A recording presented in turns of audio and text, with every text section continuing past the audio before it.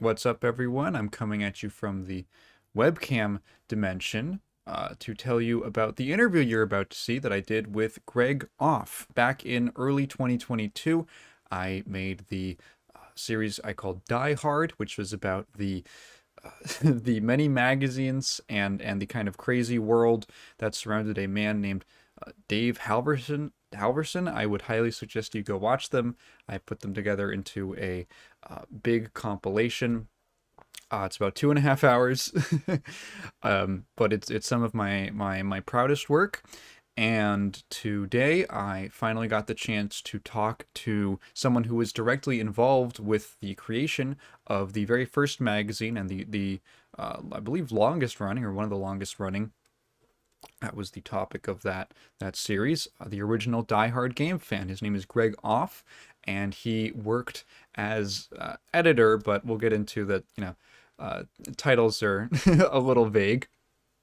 He worked as editor and was a founding member of the magazine, alongside the small group who put together the original issue. This is a condensed highlights version of our discussion. If you want to see the entire thing, mostly unedited, hop on over to my podcast channel, Cellar, where I will be uploading the entire thing. Essentially, no frills and no cuts, so there's some extra stories, some extra details and anecdotes. And so check that out. Thank you so much. So yeah, thank you so much for coming on to talk to me. How Yeah, did you, were you recommended the video by Tim Lindquist, was it? yeah. I was chatting with him 3 weeks ago, whenever that was. He's like, "Oh my God, there's a guy who did a documentary on GameFan. You need to see it." I'm like, "Give me the link." That's Um, so great. but I didn't realize that it was like a year ago. So that was crazy that Yeah. he recommended it now. I mean, I talk to him all the time, Wow, but that's cool. we must have been reminiscing or something. I don't remember what we were chatting about before he surfaced up that link. But he and I, we went through that hell together. So we have like that shared experience Yeah. for sure. If you could just explain a little bit of how you're pertinent to today and your background with Die Hard game fan. So I was at the time, and this was probably like 88, 89. I was working for my father. He owned an investment company in the San Fernando Valley. He owned a bunch of car washes, making about 80 or 90K a year, spending money like it was nobody's, like it was, water, just buying whatever I wanted, racking up all sorts of credit card debt, as one does when they're, late teens, I guess late teens.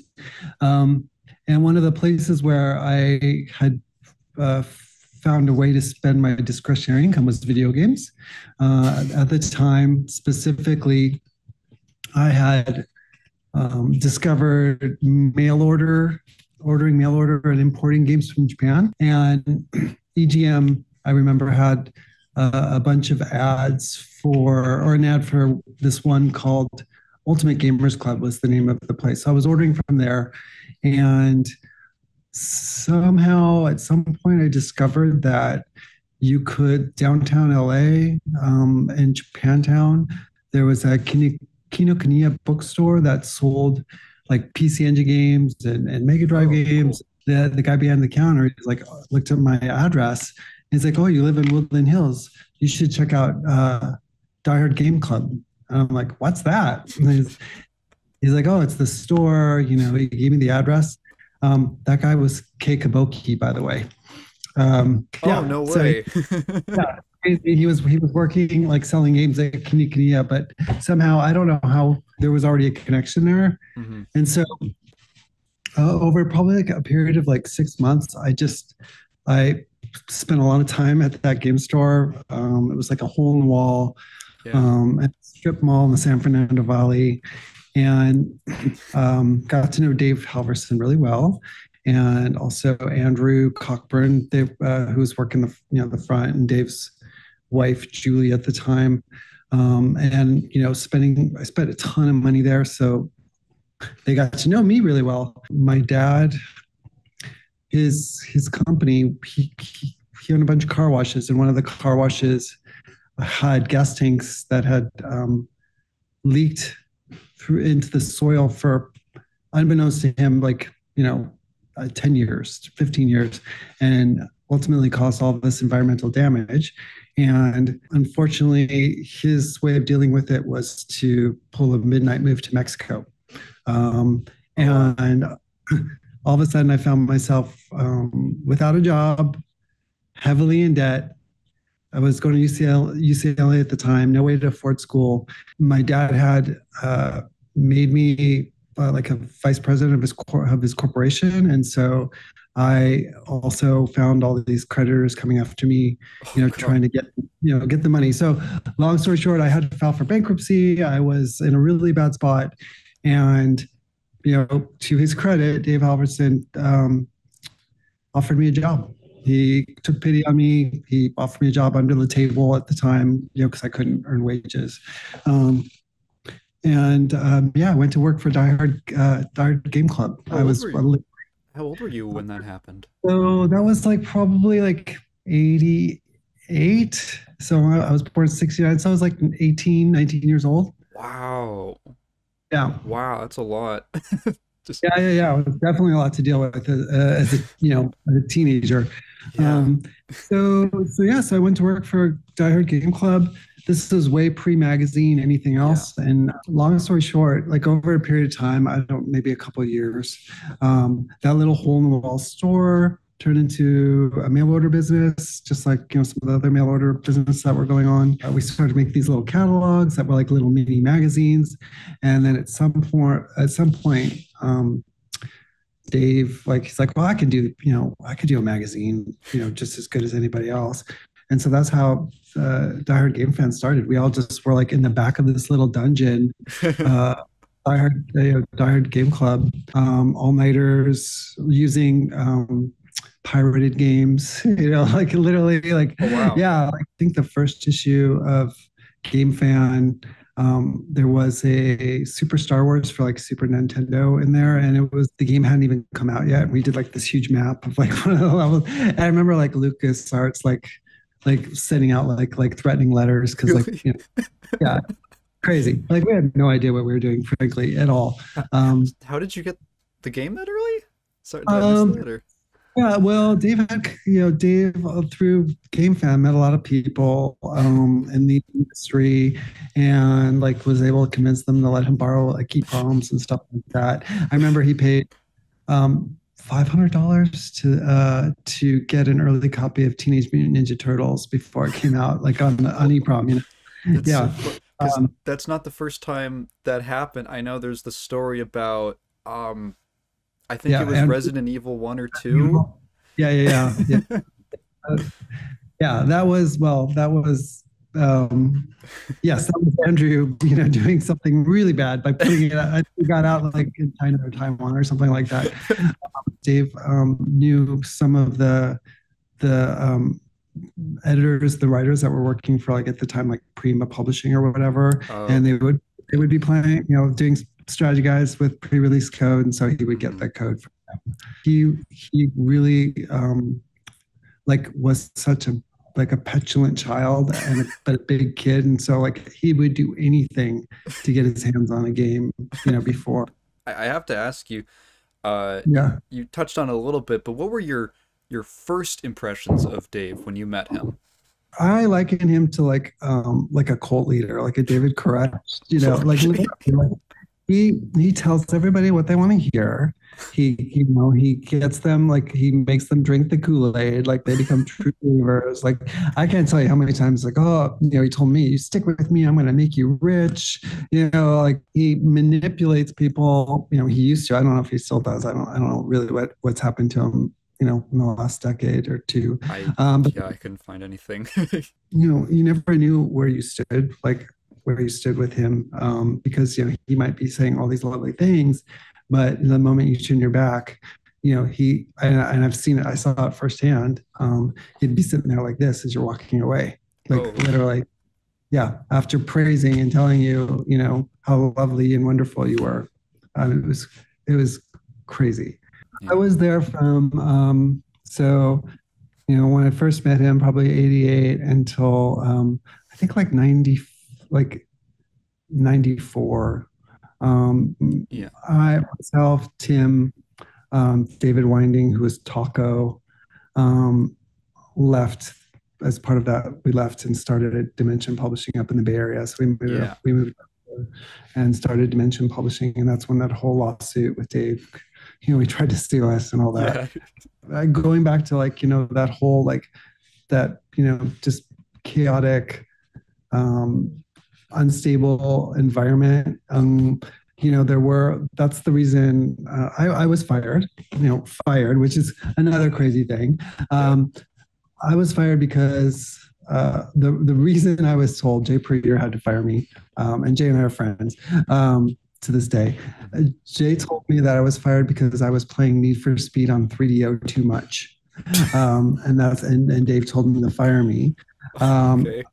The reason I was fired was because at some point I stood up for myself and was like, I'm not going to work 48 hours in a row. I had a girlfriend at the time, and the only way I could see her was to go at night and wait tables with her, just so I could spend a few hours with her because of the horrible schedules with the magazine. And it was true. Dave would he would literally have to wait until he deemed it right. Yeah, he would like a game that you were supposed to write about. He wouldn't let you have it until he was beating it or playing it. This is insanity.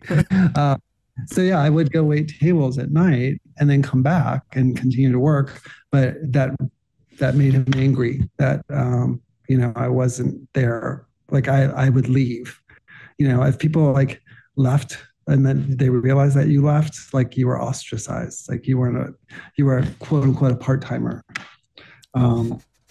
Yeah, it was so toxic. But the funny thing was, maybe 4 months later, I happened to be at a Toys R Us, and I ran into Halverson and Julie, and Dave's and he's so if he didn't realize, if he realized I was there, he would have ran the other way because he's such a baby. He can't do that, Yeah. he's not, but I happened, we happened to just run into each other. And so he's like, why did you leave?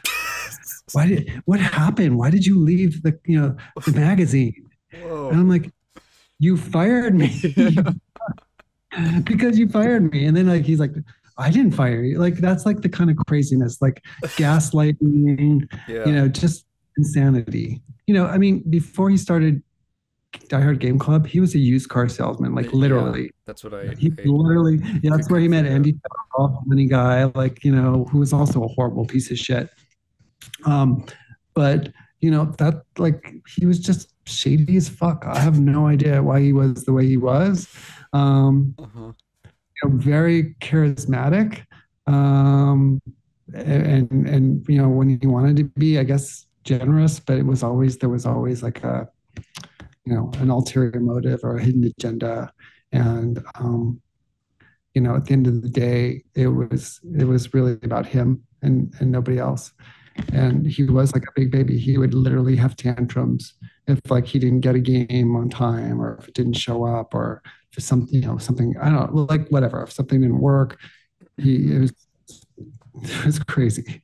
I was there the night that acid event happened with Andrew. I wanted to ask you about that. Yeah, I did not partake in the coffee, so I luckily missed out. Whenever I tell people about this, it's one of the first stories that I tell them. So I'd like to know, just what was your experience with that? What was your perspective on that day, night? Well, I just remember, I mean, that's so long ago now, but I do remember. I remember Halverson blazing. I mean, he was I probably walked into his office once or twice while he was playing, Cybermorph, and I just remember him oh, it's alive. Look, the colors, the environments are so alive. It's it's this most amazing game ever. He was flipping out. So I don't. That's all I really remember about that night. I don't remember how we found out that there was acid in the coffee, but George Weissing also drank the coffee, and he knew what an acid trip was from experience. And so he knew he was blazing, and I guess I don't know, maybe he figured it out, but he like wanted to call the cops. He was so livid and pissed, and wanted Andrew arrested.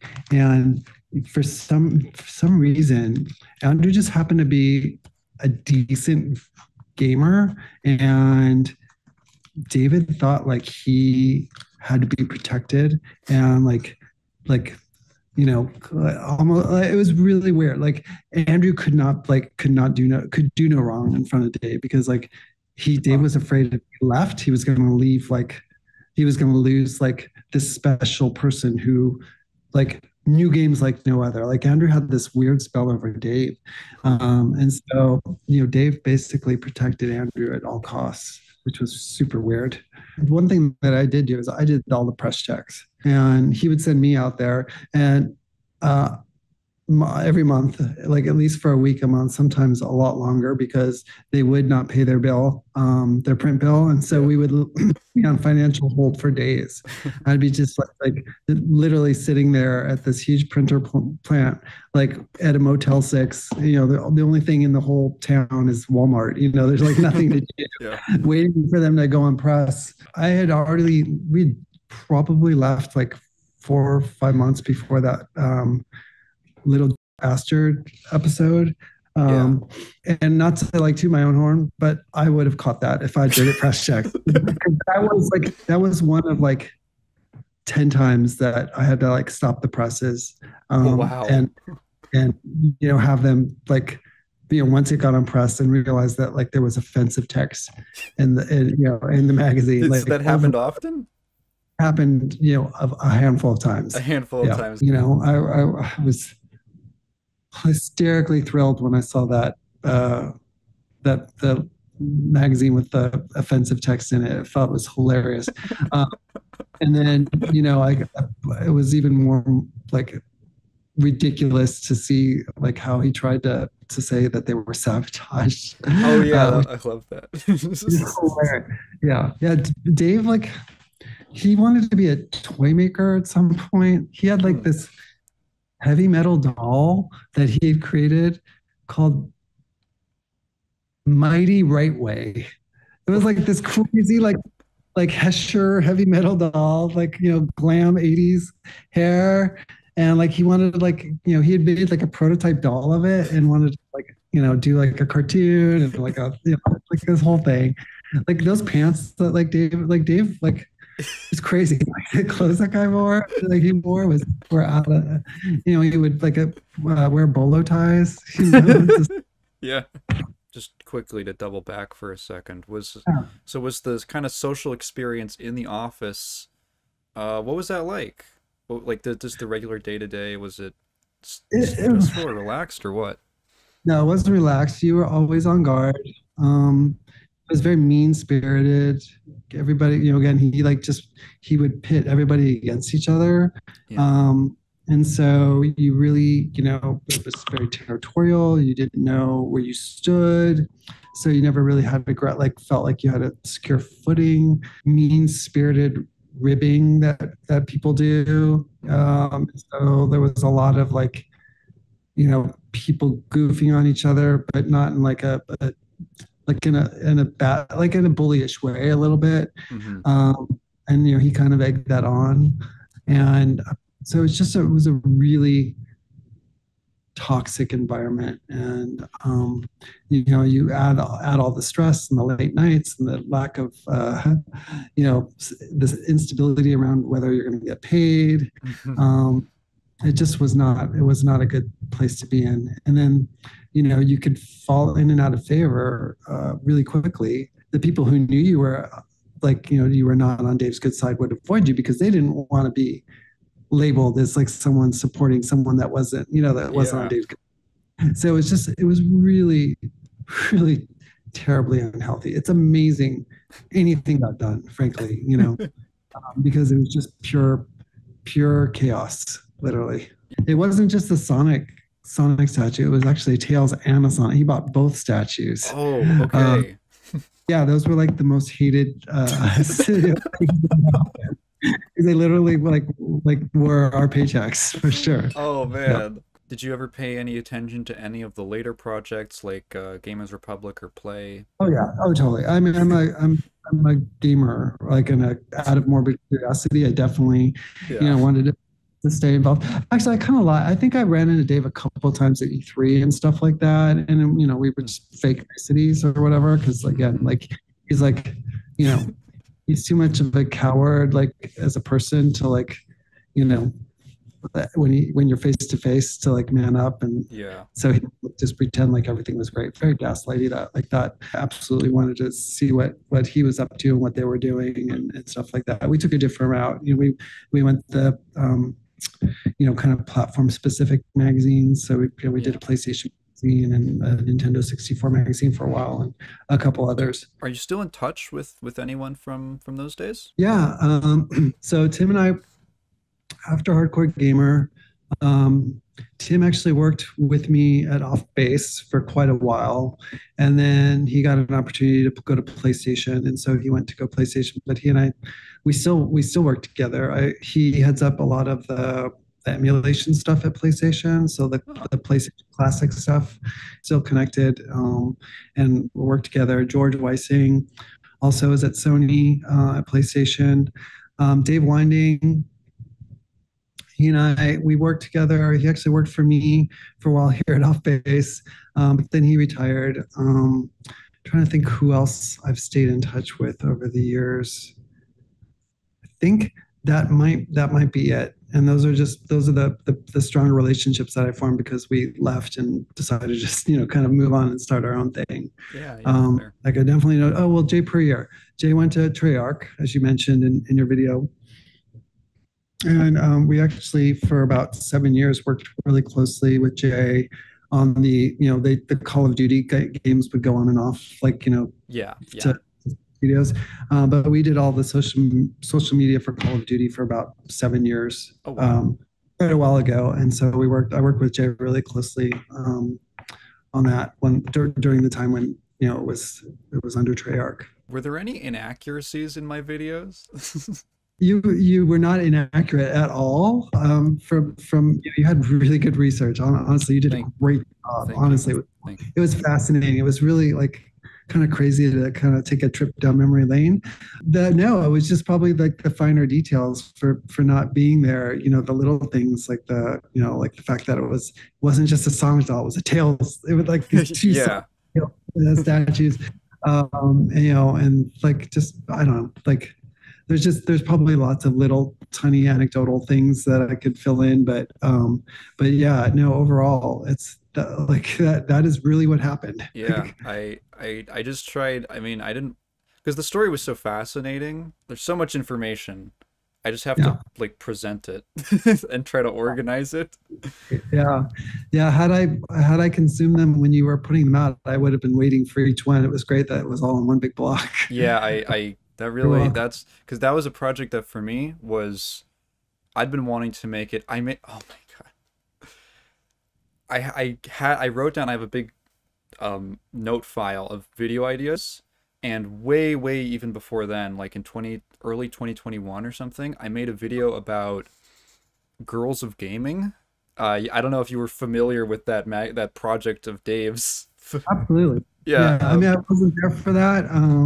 That was after my time, but yeah, I mean, he was a huge like misogynistic prick, frankly. And like, he loved, like, it's so inappropriate now, but like, back in the day, like the booth babes and stuff like that, like, yeah, oh, it's like a hog yeah. and shit. Yeah, that's We don't need to crazy. do this.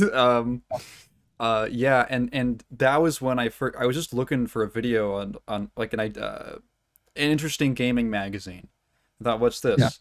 And then going into that, I realized there was kind of an interesting arc to it because the first yeah, issue was like, oh, this is kind of actually interesting. There's like a lot of interviews, and then it just gets more and yeah. more like, and One as like more you start to look at the crazy credits, and there's like less and less people that aren't Dave involved, and it's just, I was like, who is this guy? And yeah, for the longest time, it was always like the Dave Halverson video, yeah. and then I started researching. I was like, oh, this is not going to be one A video. rabbit hole. we're pretty close to being done. So if you could No just worries. give a quick explanation of what you're doing now and what you're up to. Yeah. So I own a creative agency called Offbase. We are in the Bay Area. We do basically all sorts of creative services for our clients, from like huge, like big 360-degree advertising campaigns to building out like websites and video. Um, and localization and a lot of technology stuff, to literally just doing game trailers. So it really depends on the client.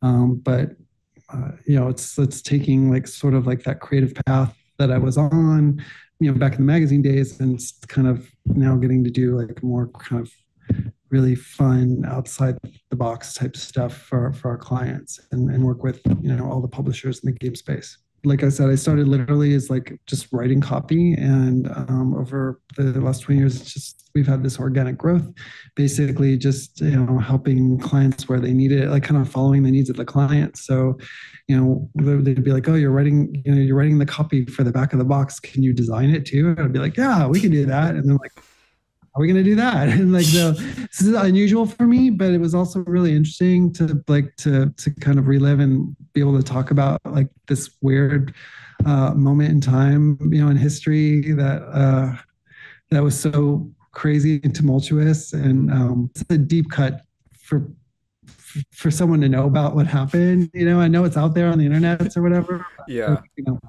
it was so long ago now. So it was fascinating to me to kind of, like I said, like to listen to your videos and kind of relive all that stuff and hear about it, and in such a like a unique, like a succinct way that I felt compelled. Like I typically don't like, like leave comments and stuff like that on videos, but I'm like, ah, you did such a great job. I wanted to like, say, Hmm. hey, like, thanks Yeah. for entertaining. Thank you so much. You're the first person who was involved, who ever reached out to That's me. cool. You clearly talked to Tim and Terry, yeah, or no? No, Oh, I no. just assumed you did. Oh, okay. You probably, because there were interviews for Tim online or whatever. Yeah. Yeah, It just everything the was way. pulled from interviews. Yeah. And Oh, blog posts and forum posts and stuff like that. got it. I'm flattered though that you think I did interview them. I just assumed the way like the way you wrote. Yeah, Tim's a great guy. You would love talking to him at some point. Maybe he'll. That would be great. Yeah, I'd love to. My Oh my- my like pipe dream was like the reunion to get a bunch of people into a room or a call. Like they do after The Bachelor or something. I won't Let me keep know. you. Yeah. Yeah, no worries. If there's anything else you need, you've got my email. Please feel free to reach out. And, I was able to help out a little bit on my end. Oh, this was great. This was more than I ever could have asked for. Thank you so Cool. much.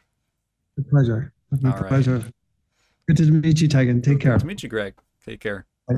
Bye. Bye.